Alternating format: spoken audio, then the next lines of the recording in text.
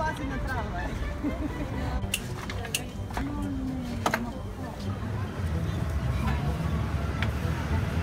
Ja sam Kristina i vi gledate moj prvi vlog. Danas ćemo prvo na placu kupiti neke namirnice, nakon toga ćemo ih skuhati ili pripremiti za prvi put. Zajedno ćemo otkrivati hrvatske recepte i hrvatska jela. Pa krenimo u kupnju.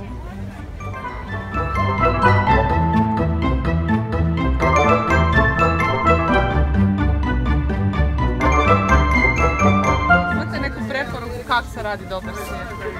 Morate dobro kravice hraniti, s njima iti na ispašu. Dođite k meni kravice slikat na paši, na ispašu. Koliko imate kravica? 3. Da, i 2 teleta. Ima na tren.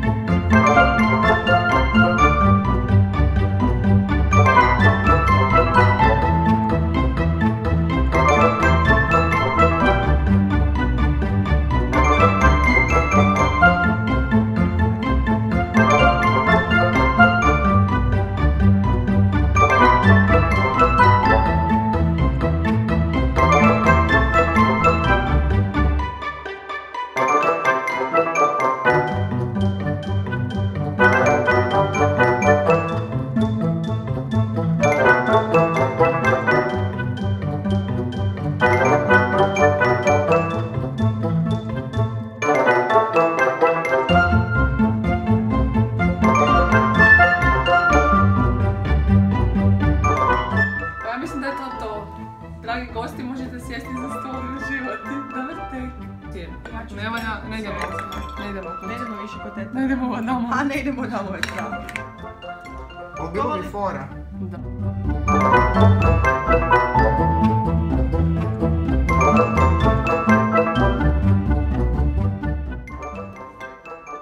Dobro, ti ne voliš otkricu? Dobro.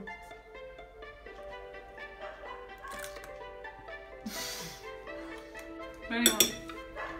Da vidimo ovaj sir. A dobar tek i to, Kristi? Dobar tek već sam rekla, ono, pozorimo kakav je sir.